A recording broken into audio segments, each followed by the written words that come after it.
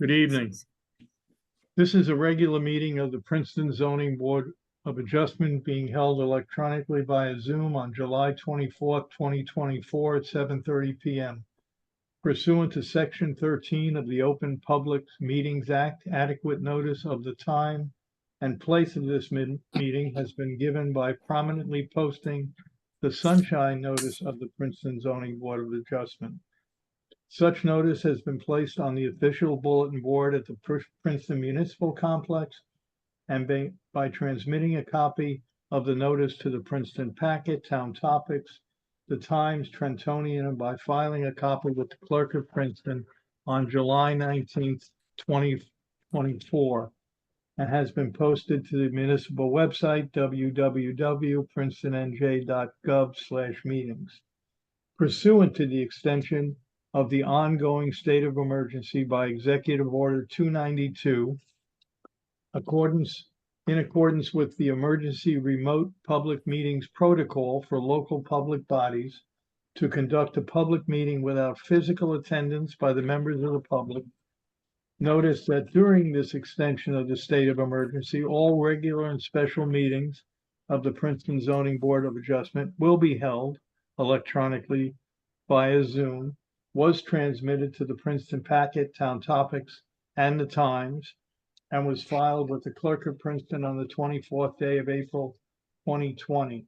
Such notices have been placed on the official bulletin board at the municipal complex and on the Princeton website and are to be maintained throughout the year, and by transmitting a copy of same to the Princeton Packet, Town Topics, the Times, Trentonian, Comcast Media, and by filing a copy thereof with the Clerk of Princeton.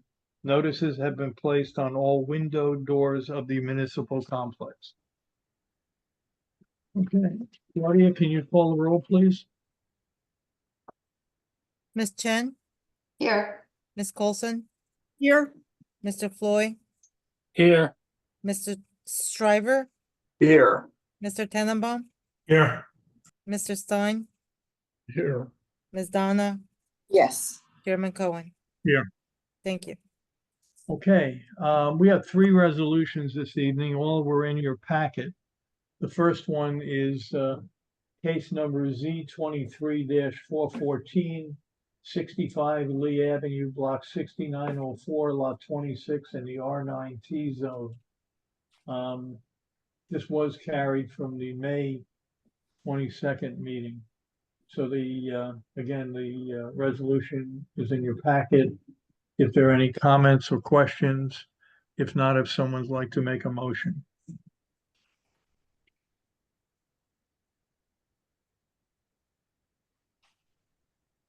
So moved. Second. Okay. Claudia, can you call the roll, please? 1 second. So this was hold on, let me see. Ms. 65 Chen? Lee. Yes. Ms. Coulson, Yes. No. Now, Claudia, only board members who supported the motion to deny. This was a situation where it was denied. So Right. some board members wanted to approve it. But tonight, the only board members that can vote on this are the board members who originally voted for the denial of the relief.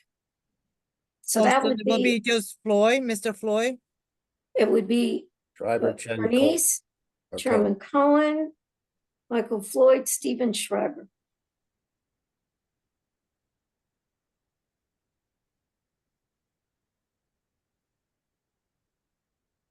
So I vote yes.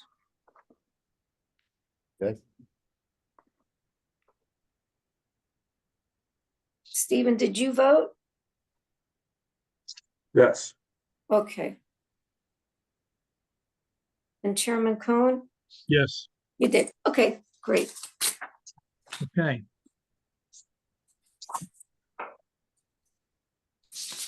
The second resolution is case Z24-490, 21 Vernon Circle, block 6001, lot 2 in the R5T zone. Copies are in your packet. Questions, comments, or motions, please? Motion to approve. I'll second it. Okay, Claudia, please call the roll. Ms. Chen, Yes. Ms. Coulson, Yes, Mr. Floyd, Yes. Mr. Shriver, Yes. Mr. Stein, Yes. Ms. Donna, yes. Chairman Cohen. Yes. Thank you. Okay, the last resolution and is case Z 24-484, 58 to 60 William Street, block 47.02, lot 36 in the R4B zone. Board members, the applicant, the university, has asked that this resolution be carried to the next board meeting. They are still reviewing it, and I think they had a couple of technical questions they wanted to review with Derek. So they've asked that we carry it to the next board meeting, which I believe the board is meeting in August, correct, Derek? Yes, ma'am. Okay, so, and that, what is the date of that meeting? It would be August, 28, Yep, 28? yep. yes. Okay. So carry it to August 28th. If Now, I that's assume- acceptable to the board. How do we indicate that? Do we vote? I think we just did. Okay, good. Oh, we just did, being carried. Well done, Steve. Okay, do we, I assume if there are any changes to the resolution, then we'll be getting new copies. Absolutely, Okay, absolutely. okay, moving on. We have two cases this evening. The first is 98 Bayard Lane, block 7.02, lot 18 in the R1. I'm sorry? Okay, in the R1B zone.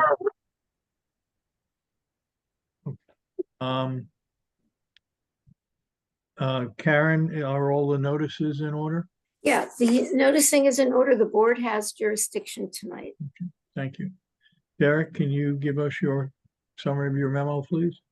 And Derek will swear you in for the evening. Do you swear or affirm your testimony this evening will be truthful? Yes, I do. Thank you. Thank you. Thank you, Chairman Cohen. Janet Giles is the owner applicant of 98 Bayard Lane. She's seeking C1 and C2 variance relief to permit the reconstruction of a non-compliant garage that has been structurally damaged by a fallen tree. Subject properties in the R1B zone in the former Princeton Borough. And the subject lot is non-complying with regard to the lot area requirement of 20,000 square feet. The existing lot is 9,988 square feet. It's also non-compliant with the lot width requirement of 125 feet, whereas the existing is 50 feet. The house itself is non-complying with regard to the smaller side yard setback requirement of 10. The existing is 7.9 feet.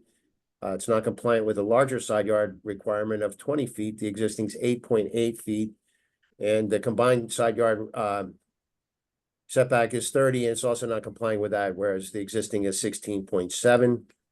The garage accessory structure is non-complying, as such structures are not permitted within the front yard setback pursuant to section 17A 380.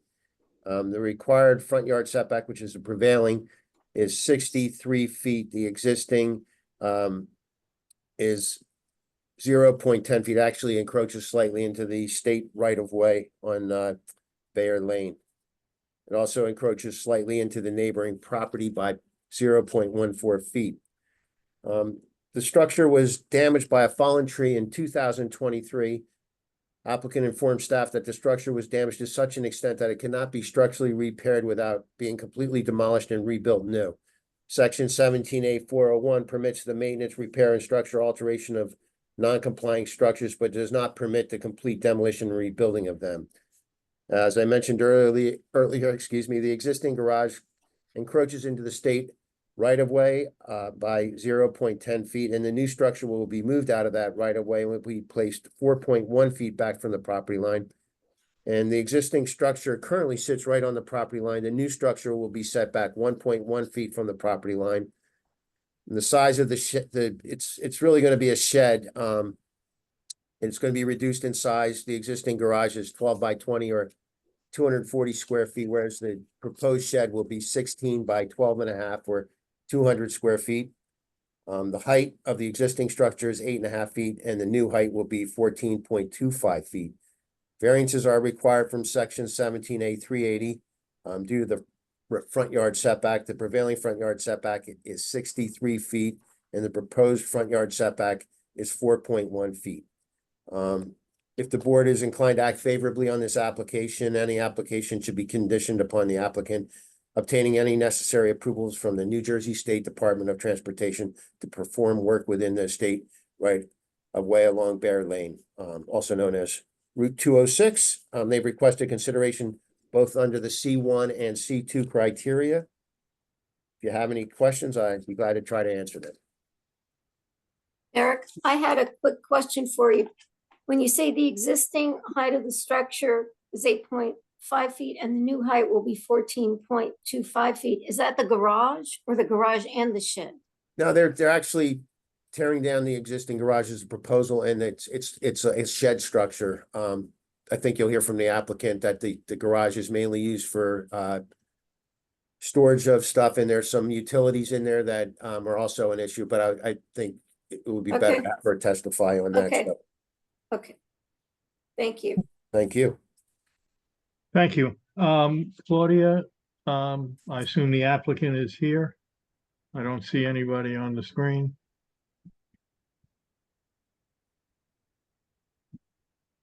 Can we bring Jeff Fleischer over, Claudia, please? And Janet's iPad as well.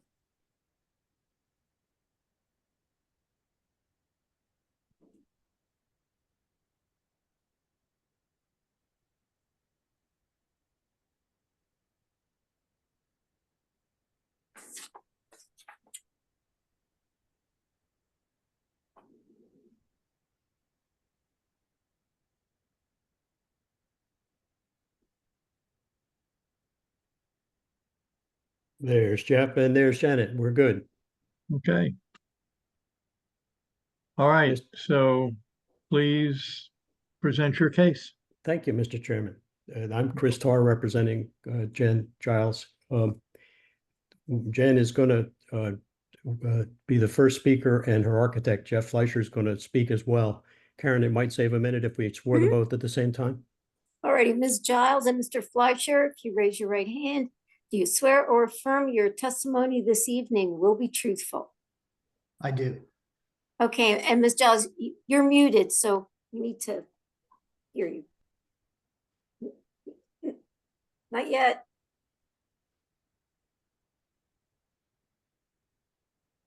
Well, we lost her. Okay.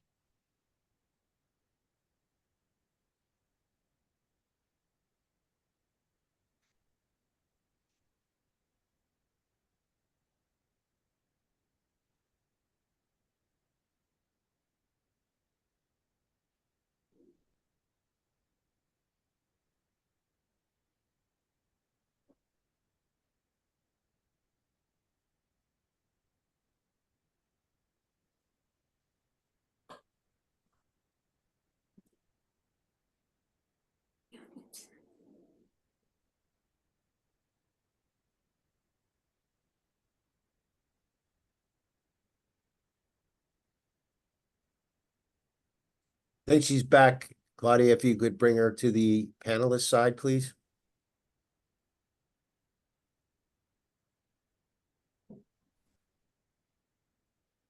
There she comes. There she is. Can you Oh, get good your evening. vote? We hear you. We hear you. It's great. We're ready. Thanks, Jan. So we have a slide deck of 14 slides. And Karen, if we could mark it as A1 for applicant 1. Yes. Jeff is going to put it up if he's allowed to share.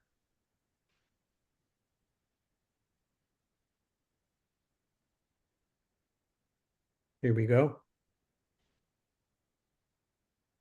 We set it up as it's okay the way it is, or you could take the full screen if you could.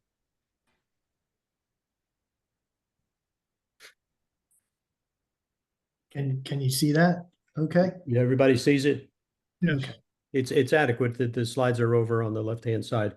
Jen, if you're ready, we'll go to the next slide and you'll take it away. Hello, good evening. I'm Jan Giles. I live at 98 Bayard Lane. I just give you a quick little background of me. I've lived in the Princeton area since '91. My family and I moved to the last piece of the Maddie Estate on the corner of Pheasant Hill and Pretty Brook in 2006, an old structure which we renovated and restored. Would imagine it might have been torn down otherwise. At that time, I joined a number of committees and organizations in town, and I have been, as have my children, members of Nassau Presbyterian Church, served on Corner House and as a member of the Historical Society. In 2010, my children and I moved to 98 Bayard Lane, our current home. We were looking for a house that allowed us walkability. It was me and 4 kids and lots of places to go.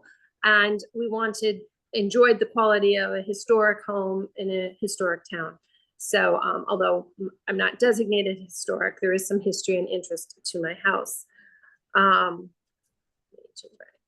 My goals for my garage are, first I should highlight, the garage cannot contain a car. It is too small. It was part of the original design of the property in 1920s, as is the house. They are both exactly where they were when they were built in the 1920s. My garage is too small for a modern day car. It's too close to 206 to safely pull out. And to build a larger structure that would hold a car would block some of my house and require further variances. But I have nowhere else on my property where I might be able to put an auxiliary building without other variances. And so here we are. As you can see, my lot is quite narrow. You can see on the upper left corner of the blue line, that is my garage. And that line in front of it is the right of way for 206. Next slide, please. So in May of 2023, a dead tree, half of it toppled onto my garage. Thankfully, not hitting anyone on 206 and not hitting any of the cars in my driveway. That portion of the tree was quickly removed, and you might see just to a little bit to the right, the remainder of the tree that was there. The tree that you see that is still there had to come down as well because there was great concern that the retaining wall would give way and the tree would fall into 206 and injure someone. And you can also see in this picture, my neighbor has a building that sits well above mine, as there is a steep incline from my driveway and garage to the property south of me, 1 Cleveland Lane. Next slide, please. So here's what it looks like now. Not attractive at all. You still see the building. And this is the beginning of the retaining wall. It extends from 206 well back to close to my house. The south side of my garage is the retaining wall for that portion of the property.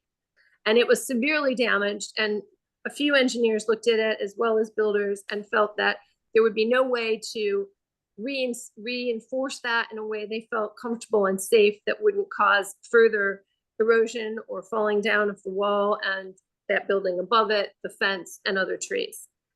You also noticed a very short distance from the end of my garage to 206. I did at one point drive a mini convertible, and I was able to very skillfully get it into the garage. Pulling out was quite dangerous with no sight line north to town and some limited sight line south, as I could just get it out far enough to just peek, north, to just peek to be able to pull out safely. The next slide, please. Jan, Yeah. let's leave this slide up 1 minute. I just Oh, wanted to have you share Sure. with the board. You've, on 2 slides now, you've referenced the neighbor's shed, which is immediately adjacent to yours. Correct. You and I have discussed this. Your neighbor is a corner lot, but they face Cleveland. Correct. And so that's really their backyard.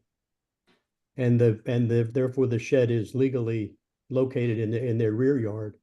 But Correct. it's adjacent to your side yard where your shed or garage is located. So it's Correct. it's an unusual circumstance that there's 2 sheds next to each other. There will be. Yes. Okay. The next slide, please. Just this is the view from my garage as you look downhill north. and the site clearance that currently exists. Next, please. This is my electrical box that is located in my garage. It was, so it was not disrupted except for lines came down. To move this is not covered by my insurance because it would be a change in what exists. And I was given an estimate of $40,000, which would fall to me and is not something I can do easily. Next slide, please. This is the view from the front of my garage now as it lies to my neighbor to the north. I don't know what their sight line is from their house, from their driveway. It's minimal because of the hedge and fence that they have. And if we are able to build the shed and move it back 4 feet, I don't believe they'll have any sight line of that building from their house. And my neighbor, because of their slope and the overstory, also will not have view of the garage shed from their locations. I think it improves their sight lines immensely and also addresses what I need.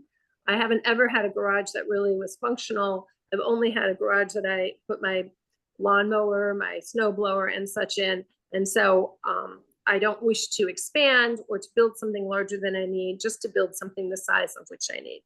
Next, please. So this demonstrates the slope from the driveway and garage up to my house. So you'll see 2 pathways, each has a series of steps. And then closer to the house, there's another series of steps. And then to get into the house, the entryways also require steps. So this demonstrates to you the slope that I have on my property and the issues in beginning to think about moving it back even further in the front. Next slide, please. This is just an aerial showing you the outline of my backyard, which is somewhat unusually shaped.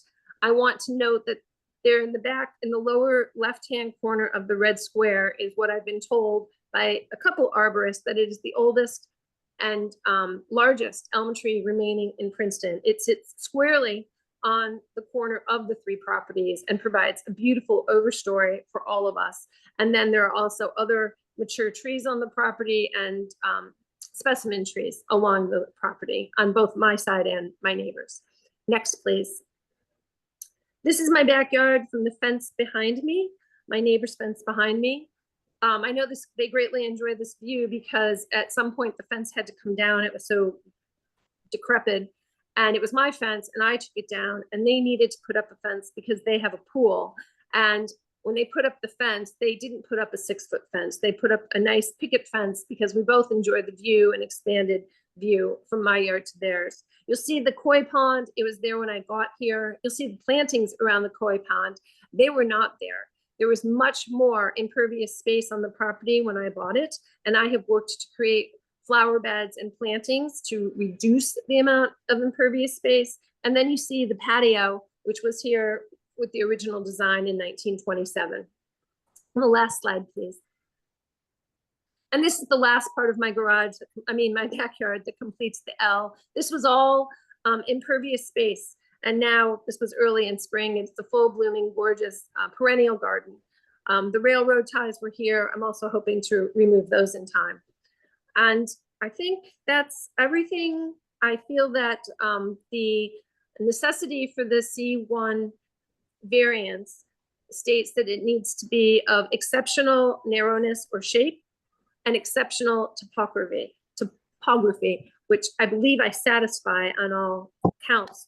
And although it doesn't count in a hardship, the moving of my electrical utilities, it would be a financial hardship for me. That's That's great. it. Thank you Yep, very and much. Let's go to the next slide. Jeff, you're going to take it from here, and I want to indicate to the board that your license as a New Jersey architect is in good standing. Yes, it is. And you've testified in Princeton on a number of occasions, including last night at the HPC. That's correct. Yes. Mr. We'll Chairman, accept you as an expert. Thank you. You'll have to be sworn. You were sworn in. It was. Okay. so go Okay. ahead then, Jeff. Well, as The two site plans you see in front of you, the one with the red rectangle indicates the existing footprint of the 12 by 20 garage. And the one on the right with the blue footprint represents the new footprint, which would be 12 by 16. The current garage is about 240 square feet. The new one will be 192 square feet. We're proposing to eliminate the flat roof structure and proposing a gabled roof structure on This is slide 13. slide 13, which indicates the three elevations that will be in view. The front elevation, which will be the street side, will have the high three windows, we'll have the gable end, and we've added trim and brick detail, which is found on the main house. The garage will be stucco to match the house as well, and we'll have a standing seam metal roof. The retaining wall will be rebuilt. And that With retaining your wall cursor, Jeff, you've got the concrete retaining wall marked there, but with your cursor, could you show the board where that is on Yeah, the, so on the lower drawing? in plan, it's on the left-hand side of the structure. And in elevation, it's on that left side. You see And the the retaining mark. wall is approximately 8.5 feet high. And the current one, like Derek mentioned in his report, actually sits on the property line, and we're proposing to pull it in a foot to avoid the gable end, or the eave end of the new gable roof to extend over the property line. That's great. And we will be relocating the electrical in the garage. Okay. So. Can I ask a question, please? Please. Sure. All right, looking at your front elevation, I can see your wall is in a foot or so. The eave hits the property line. What happens between the wall and the existing property line? I mean, is that area going to be filled in, or? Yes, it'll be backfilled, yes. So, so your garage wall will serve as a retaining wall for the adjacent property? Yes, like it currently does now, yeah. Yeah, it'll just be a foot in. Yeah, exactly, yeah. Okay, thank you. Are there any other questions of either Jan or Jeff? I have a question for the architect. The retaining wall that you're going to rebuild, is that still going to be in the 206 right of way? No, because we're going to pull the building back 4 feet from the property line, from the right of way. Okay, so the retaining wall will be within the property parameters and not in the right of way now. Well, the retaining wall does actually come down to the street, so, but that part of the retaining wall is currently railroad ties. So we haven't really discussed about what happens with those railroad ties, but I would imagine they'll have to be rebuilt because the property slopes all the way to Bayard, to the highway. So something will have to be there to retain. But It you'll need permission from the State Department of Transportation to work within the right of way. That's correct. Yeah, let me, if I go to, I think it was one of the first photos. Here you can see this retaining wall is in the right of way. Mm-hmm. Now, whether it could be regraded and eliminated, I'm not sure, but that is yet to be worked out. yes. Okay. So that original retaining wall is going to stay with the new upgraded garage. It's yet to be determined, actually. Let's Because once differentiate. There's one that's concrete and there's this one that you're looking at that's made out of wood. So there are two parts of the retaining wall. Right, I guess I'm talking about the timber part. Right. Right. subject to the DEP's okay, you can see it's behind the telephone pole and, you know, nobody's gonna drive into it. Our request would be to let it stay there. Because it's serving a purpose. Yes. Yes. Thanks.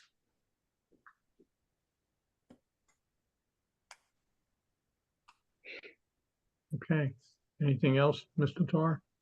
Public, Well, if you concluded your presentation, I'd like to wrap up after the public if there is any. okay. Board members, do you have any question of the owner or the architect? Okay, hearing none. Mr. Tar, we're going to go into open this up to the public. You want to say anything before we do that? No, sir. Good.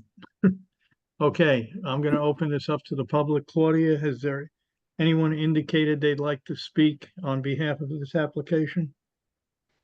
I see no hands. Can you take down your exhibit, please? Yes. Thank you. Okay, well, we'll give it a second here or two. Okay, so I see, doesn't appear anyone wants to speak, so we'll close the public portion of the hearing. And Mr. Tar, once again, would you like to say something before we go Yeah. into executive session? Let me quickly sum up. I think Jan put it just right, almost quoting from the ordinance. Her lot is narrow, her lot is small, but it's the topography that's really forces this shed to be rebuilt where it sits, but move back from the street and architecturally attractive, much more so than the rectangular building that's been there for 100 years. So on the negative criteria, the neighbor's shed is immediately next door and permitted. The other neighbor has a gigantic vegetative barrier, won't see the shed. And those people who can see it from the street, it's attractive. But as you saw from the pictures, the backyard is just unavailable for any storage building. So that's our case. Thank you. All right, board members, we'll go into executive session. Does anybody have any questions? Anything to bring up for discussion, or would someone like to make a motion?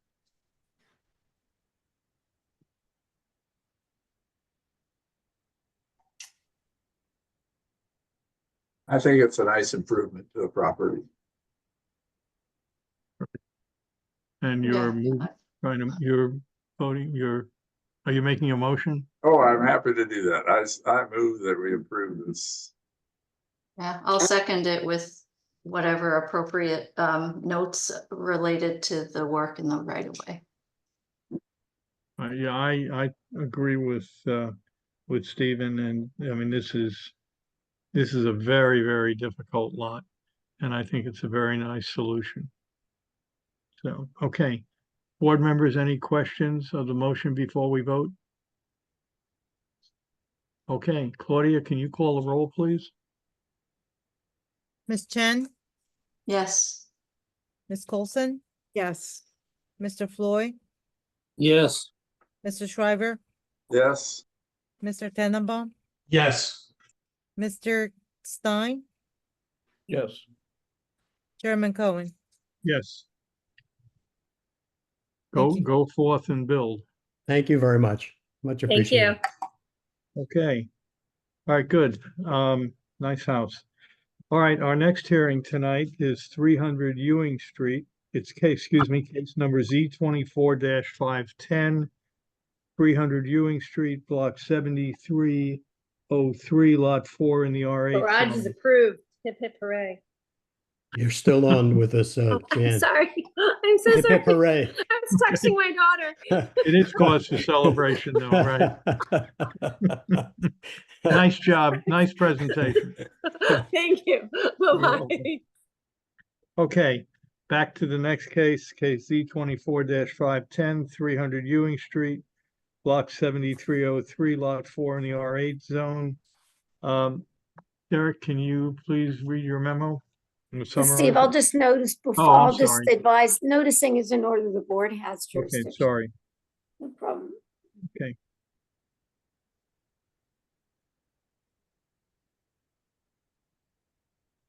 Mr. Berger. Derek, you're muted. Thank you. Excuse me. I apologize. Thank you. The applicant is 300 Ewing Street LLC. They are the owners and applicants of 300 Ewing Street. They're seeking a C2 variance to permit the construction on a home on a lot that does not meet the minimum lot area requirement. Applicant intends to demolish the existing one-story home and construct a two-story home with a detached garage. Property is located in the R8 zone in the former Princeton Township. The existing single-family use is permitted as of right. The existing house complies with the applicable bulk requirements. The lot area is deficient. The requirement's 8,500 square feet. The existing's 7,014. Applicant is proposing to demolish the existing ranch and construct a new two-story, 2,156 square foot home, which will feature a basement, kitchen, living room, dining room, den, 4 bedrooms, and 3.5 baths. A detached one-car garage is proposed. Subject lot, again, is requires a variance for the lot area. Existing 7,014, the requirement's 8,500. I did visit the site and I asked the applicant to address any possible impact on the critical root zone of the trees on the adjoining property where the garage is located. And then there was also an issue, windows were required within 10 feet of the front facade. And the applicant has addressed that concern and added the windows. And that's pretty much my memo. If you have any questions, I'd be glad to address it. Board members, any questions of Mr. Berger? One other item, I will note that this is a through lot and it does have frontage on both Linden and Ewing. And they do comply with the prevailing front yard setback on both streets. They do have it noted on the plans, but they did comply with that. So it's just a variance for the lot area.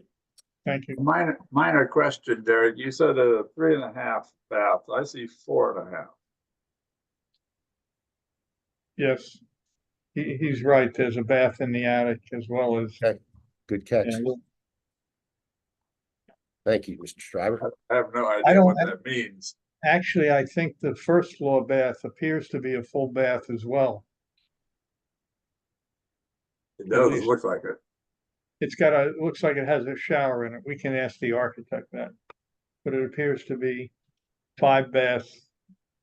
So, I mean, leads me to believe that there's some sleeping situation on the first floor. That's, No, you're Yeah, right. here It's it 5 is. full baths per the drawings. So okay. I do Yes, have a- George? I do have a question for Mr. Bridger, which is, in this neighborhood, all the lots seem to be below the required minimum. Is that correct?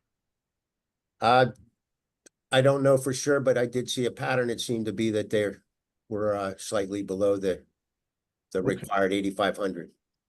All right, thank you. Thank you, sir. Okay. All right, We're ready to go, Mr. Chairman. okay, is the applicant here and ready He to is. present? Okay, please begin. So the Daniel Barsky's here now. You've raised questions about the architecture. Marina Rubina is, I see her there. Maybe they could both be sworn just to move it along. Okay, oh, there she is. All right, Mr. Barsky, Ms. Rubina, do you both swear or affirm your testimony this evening will be truthful? Do. I do. Thank you. And we've got a slide deck of 12 slides, which Daniel's going to bring up if he's allowed to share. Exhibit A1? Thank you, ma'am. Okay.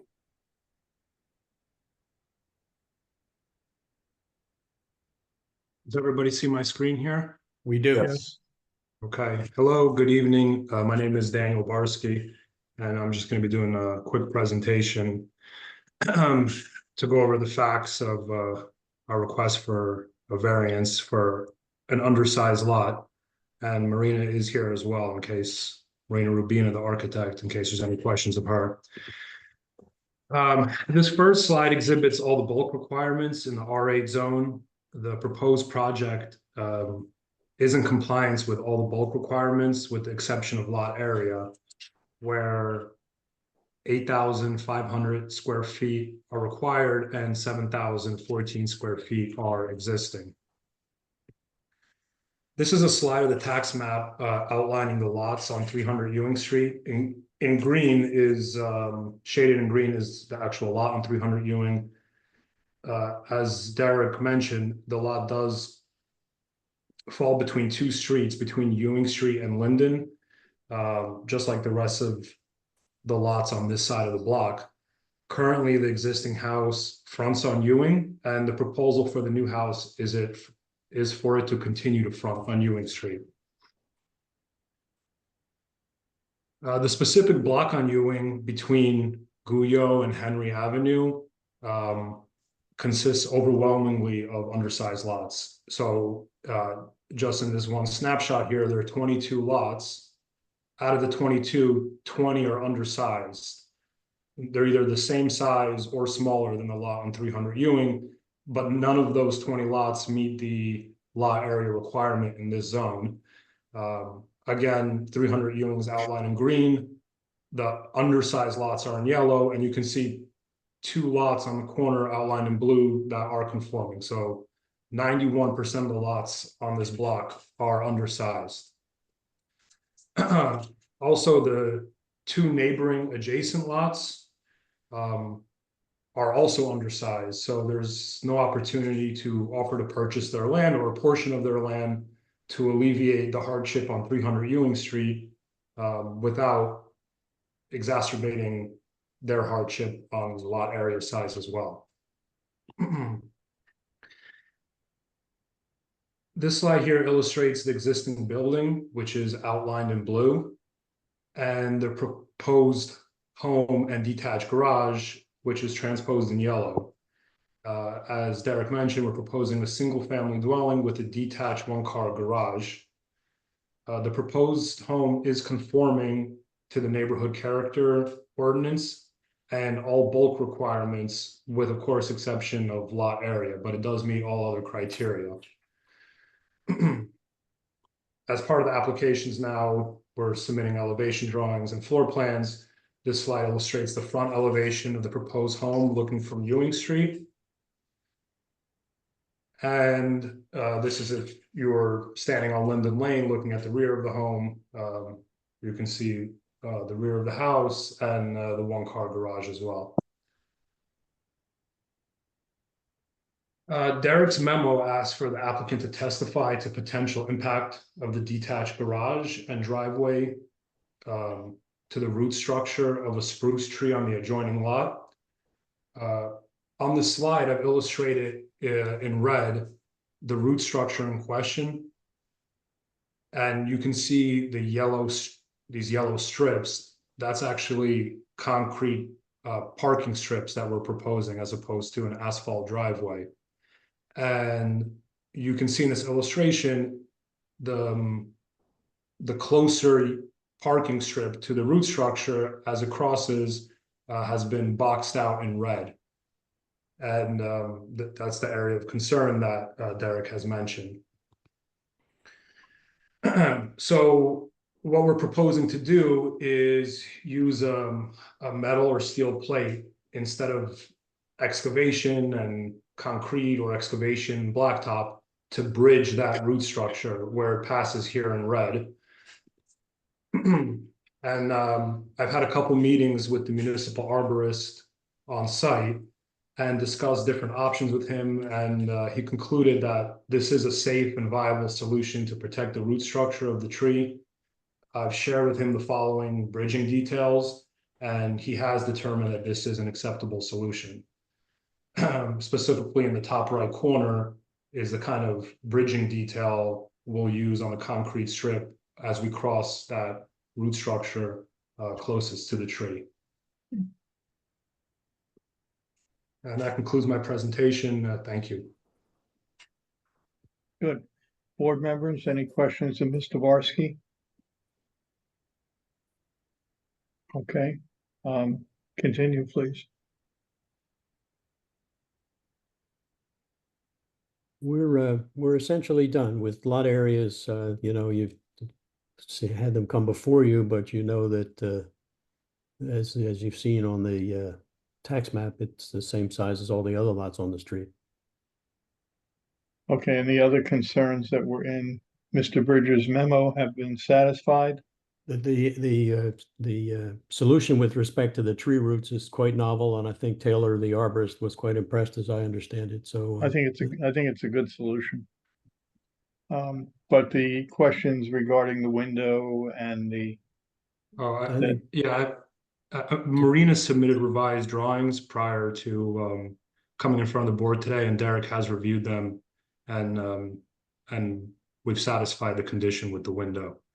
She actually has them ghosted in, clouded, bubbled in these plans in the package, so, so you're comfortable with the answers? yes, Your Honor. Thank you. Okay, Karen, did you want to say something? Oh, no. Okay, all right, so, board members, any questions of Mr. Tar, Mr. Barsky, or of the architect who did not testify, but you can ask her questions if you like. I have a I'd like to question. ask her a question. I'm sorry. Donna, Please, You know, Steve. Steve, go ahead, because I already asked someone else. Go ahead. Can you minimize your screen there so we can get okay, thank you. Marina, I happen to like the design, but I'm wondering how you decided that fits into the neighborhood. I don't think it doesn't, but most of the other houses are one story and not modern. This is a more modern structure. But I think Mr. Barsky said that it does comply with the.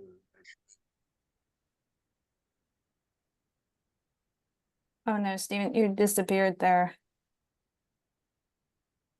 Can you repeat the last portion of your Oh, I'm question? sorry. Yeah, I like this.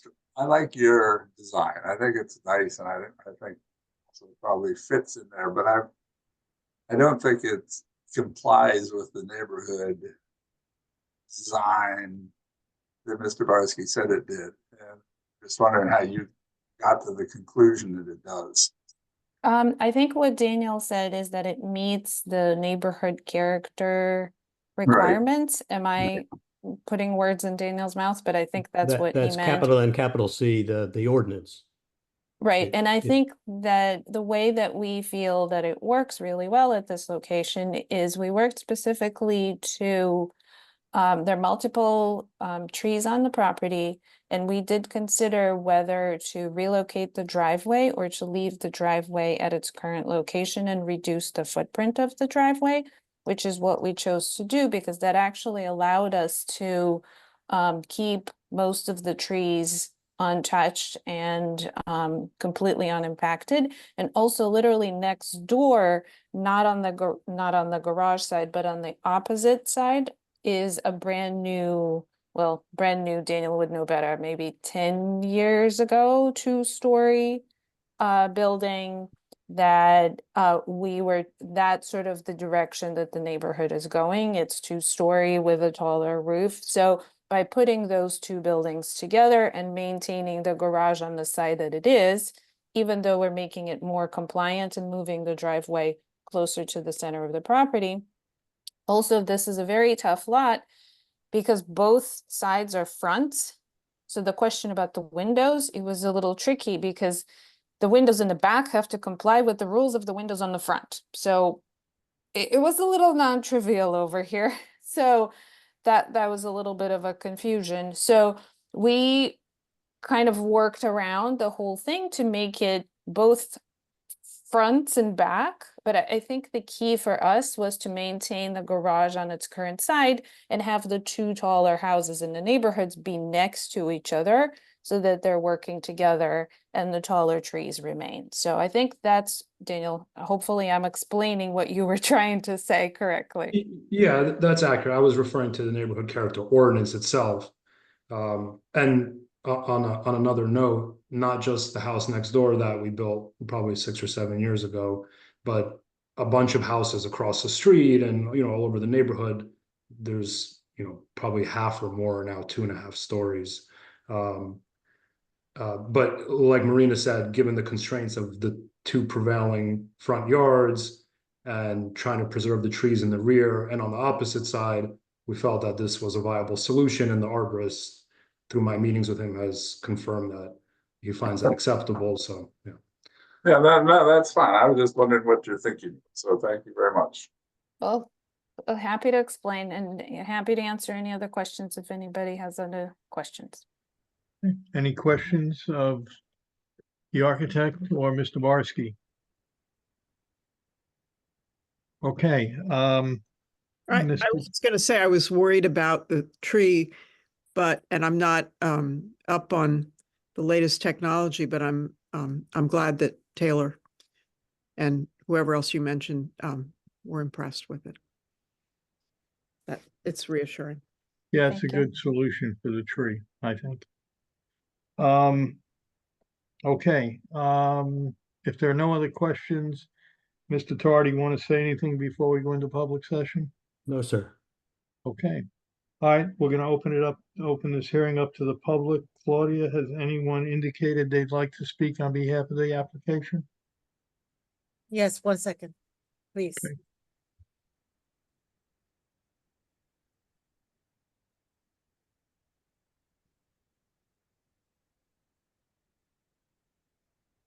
Mr. Brown,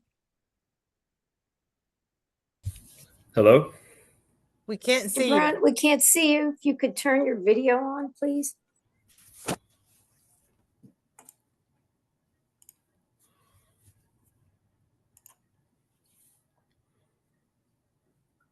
Hello? There you go. All righty. Mr. and Mrs. Brown, if you're comfortable, could you give us your address, please? Good evening, everybody. Sorry, my name is Alex Brown, and this is Carol Yam. She's on the deed here. We're at 315 Ewing Street. Okay. And would you both swear or affirm that your testimony this evening will be truthful? Yes, ma'am. I do. Thank you. Okay, please continue. So I'd like to thank, Mr. Bridger in advance for addressing the tree situation, and Stephen for addressing the neighborhood character. I like the solutions that you've discussed as far as the trenching. I know that in the past, there's been some incidents where trees have been taken down, so I'm happy to hear that this has been something that's been thought of. So I'd like to thank everybody for that, including the builder. The other one is for the neighborhood character. There's definitely been a shift in this area and across town. So from a personal standpoint, do I think it suits the neighborhood? Maybe, maybe not. But I know that this is the way things seem to be going. So I don't necessarily have any kind of trouble with the design, if you will. But there are some things that I just would like to point out that maybe the panel doesn't know about this particular area. And that has to do with runoff, rainwater, and the fact that the back section of Linden Lane on the rear of that house, it doesn't have curves and it doesn't have storm drains. And I know that the house that they're referencing that they built 6 or 7 years ago has a sump pit. And when that overflows, it flows onto Linden. And the same thing happens with the house that was built next to me. Their sump pit was supposed to go out the back. It goes out the side. It floods my driveway and it freezes.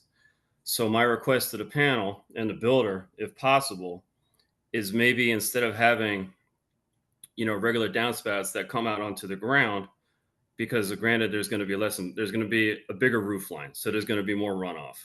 I don't know if it's feasible if we're trying to avoid trenching an area to preserve the trees to attach to the storm drains that are on Ewing or some other system. I know that a couple of houses up the street, the one that they built on Guyot has the swamp pit, if you will. And so does the house that they weren't responsible for that's on the corner of Guyot and Ewing has one as well. But I know that they fill up. And I just feel like maybe that is something that should be looked at a little more in depth, because it does freeze, it does become a hazard, and it is a nuisance. I know that there's a solution somehow. I just don't know what that is. And my neighbors and I, are all kind of in agreement that maybe that's something that should be looked into. But again, I leave that up to you. I'm just expressing an opinion as somebody who lives here. And the only other thing that I'll have to say about the design of the house is that I know that from a height perspective, I think it will be a little bit higher than the rest of the houses in the neighborhood. My only other request with that, and I haven't seen any on the perspectives or the drawings, is maybe no exterior lights above the second elevation, because it looks like the backyard is supposed to be a pretty nice living area. But I think lights that are above the second level or third level elevation might create somewhat of a nuisance. And those were my only two concerns that I wanted to present to you tonight, because like I said, I appreciate you taking the time to talk about the trenching and the neighborhood character.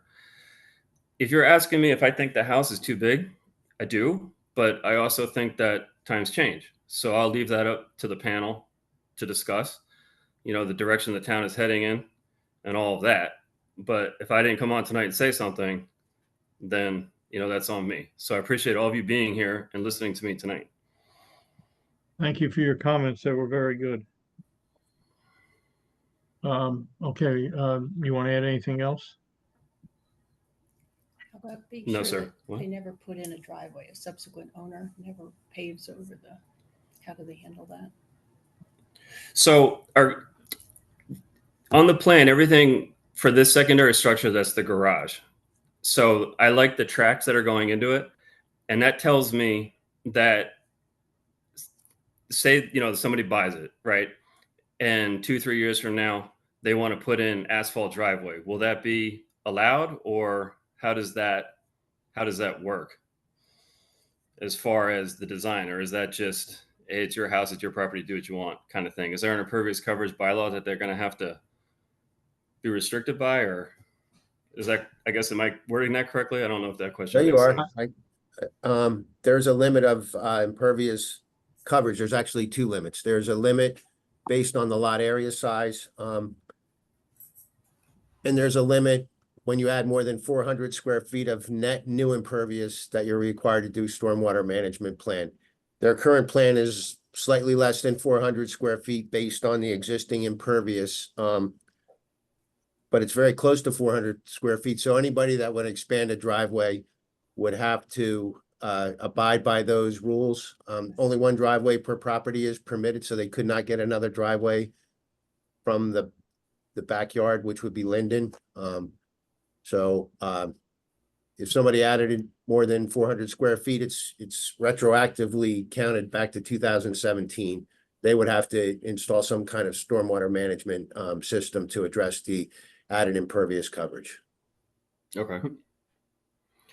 And that garage is going to be a garage. I mean, there's no way that can be any type of future ADU, and there's nothing like that. It's a garage at this point, and it's going to stay that way. Is that right? He doesn't know. I'll let the applicant speak to that. Yeah, I think I can answer that. There would be no way to convert it to an ADU and add living space without triggering additional variances, which would put us back in front of the board. You would be notified, and I mean, logically, no. And if someone wanted to do it, they would need a whole lot of relief to do it. And I find it hard to believe the board would grant variances based on the kind of variances you would be required to do that. All right, perfect. Thank you, Daniel. Yeah, and I guess I'd like to add, if someone wanted to put a driveway, that would trigger an engineering review. So it would go in front of the desk of somebody, one of the municipal engineers who are very thorough, and that would again bring up this concern with the root structure. So I don't foresee that being an issue in the future. Okay, great. Thank you. Anything else you'd like to add? No, sir. Okay, all right. Claudia, has anyone else indicated they'd like to speak? No, there are no more hands. Okay, all right, so we'll close the public portion of the hearing. And Mr. Tar, would you like to sum up? I think the tax map that Daniel showed you sort of says it all. The lots on either side are the same size as ours. We can't add anything to make this a conforming lot, but it conforms in its own way to all the other lots in the neighborhood. And so you've granted lot area variances many times over the years. It interests me. I've been doing this for 51 years. And there's times when you want to see the house plans, and there are times when you definitely don't want to see the house plans. So this just sort of rises and falls with time. But I think Marina's plans are attractive, even if it's a contemporary house. It's conforming in all respects. Good, thank you. Okay, board members, any questions of the applicant, the owner, the architect? One and the same. Or does someone want to make a motion?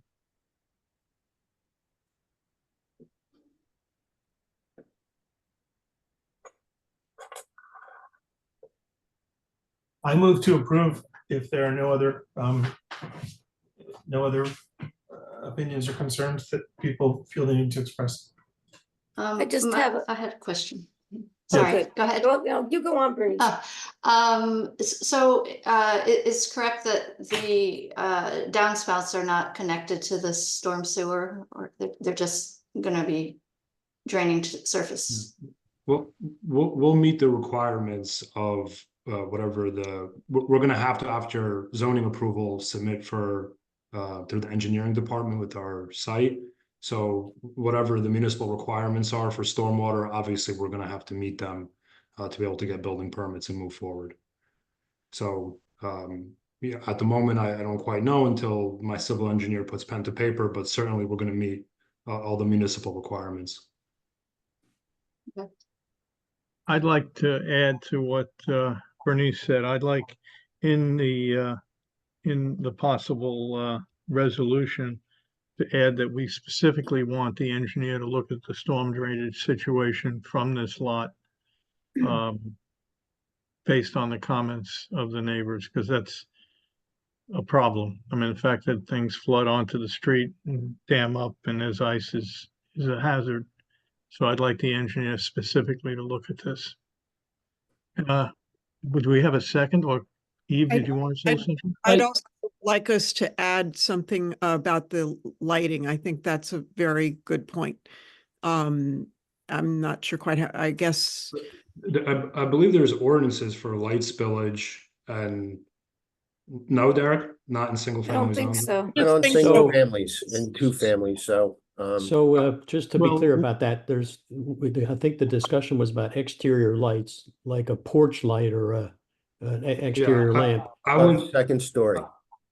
yeah, Chris, I would be comfortable to commit now to say any exterior light above the first floor should be shielded and have down lighting as not to spill onto neighbor's property or onto the street. I can confidently do that. Regarding the stormwater, we have very, very specific and strict ordinances and provisions that are enforced by the municipal engineers on stormwater. And from experience, there's a lot of work involved with that, and there's specific rules in place for that. And I would like to comply with those municipal ordinance rules for stormwater. And Yeah, so the language that the chairman suggested was that he wants stormwater drainage looked at, and that's what you're saying, it's going to be looked at, so. Yeah, I'm not asking for anything that's outside of the ordinance. I just want to make sure it's specifically addressed, and if it's in the ordinance, it will be.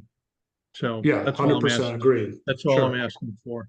I have one quick question. Since Derek called out the question of protecting the critical root zone, do you want that to be a condition of approval, or simply the resolution will, just indicate that testimony was given by the applicant? Personally, I would like a condition just because I would like to see it done. I'm sure Daniel would do it, and I appreciate him for taking the time and the effort to investigate solutions and to meet with staff on site, and was helpful in the process. All right, so the condition would generally indicate that the protection of the critical root zone of the adjacent tree will be as testified by Mr. Barsky. Yeah, okay. Right. Yeah, and again, I'm comfortable to do that, but that's obviously something that we're going to see through. Good. Mr. Floyd, did you want to make a comment? I saw you raise your hand. Yeah, I did. Just briefly, I think this plan actually satisfies neighborhood character code, which is different than I think what some people take that sort of title to mean.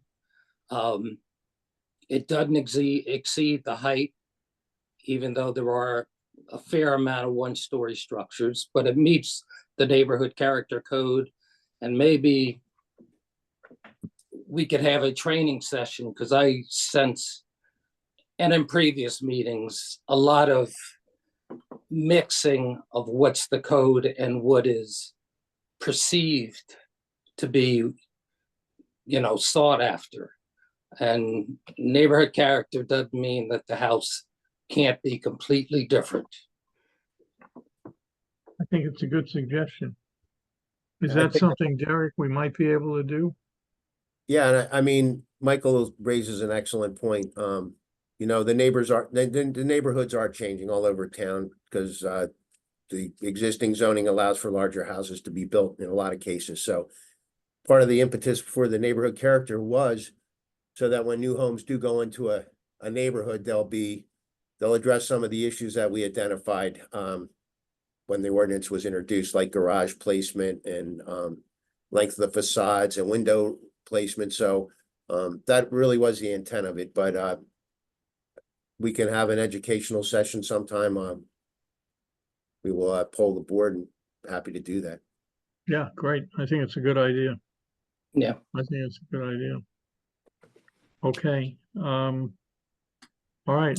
Any other, George, did you want to say something? Yeah, I want to return a bit to the issue of flooding. I appreciate, Mr. Barsky, that you're going to apply and comply with all of the engineering requirements for that. But I'm wondering the extent to which, beyond those requirements, there's the possibility of connecting to the stormwater system, sewage system. In other words, that might not be in the requirements, but it might be something that you could investigate and might be able to accomplish. So that sort of might extend the comments of our chairman. Yeah, I'm certainly happy to investigate.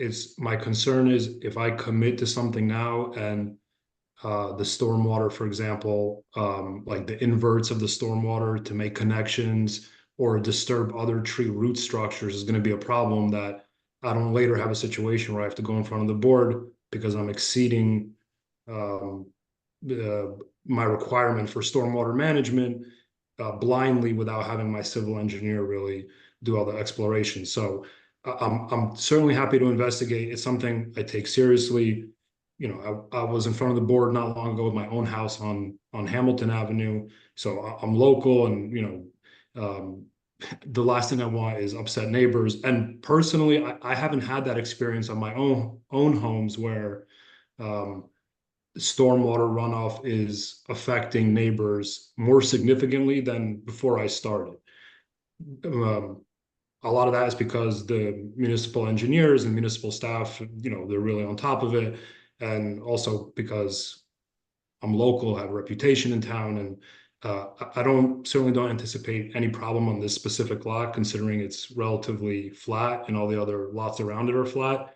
But again, I'm happy to explore. I wouldn't want something to be put in a resolution that puts me in a bind later that may create another problem beyond the obligations that are already pretty strenuous, to be quite frank. Well, perhaps not so much a requirement to do it, but a requirement to explore. I'm happy to explore, certainly. I would hope, George, that having the engineer, our municipal engineer, look at it, he may opine that one solution would be for it to be connected into the storm system. So I think that's the fact that our engineer is going to review it. I think we can rely on him to make suggestions that are appropriate. Okay. Did someone second, excuse me, does anyone else want to comment? Yes. Donna, did you raise your hand? Okay, I'm All sorry. right, All wait a right. minute. So that was Harlan's motion, and now the conditions are municipal engineer will be reviewing the stormwater management. Exterior lights above the first floor will have, I guess, downward facing fixtures to restrict light spillage. And the critical root zone will be protected as described by Mr. Barsky. And shown on the drawings. Yes, And the light situation, you also mentioned it will be, they will be shielded. yep. Yeah, I don't anticipate any lights at all, but just in case, they absolutely will be downlighted and shielded. Yes. Okay. So Harlan, it was your motion, and these conditions are acceptable to you, right, as the maker of the motion? Yes. Okay, great. Thank you. And we have a second. I'll second. Second. Okay, we have 2 seconds. Second and a half.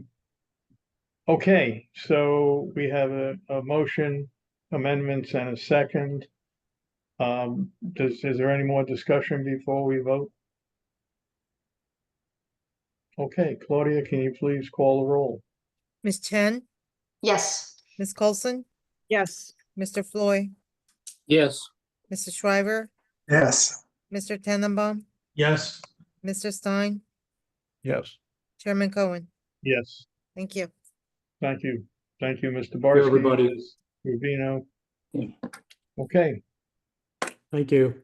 Thank You you. all. Good night. Thank you. okay, so I think that's a wrap for this evening, unless there's anything else to discuss. I don't know if there is. So we'll see you all next month. Hey, Steve. Yes, Yeah, I had a question basically for Derek.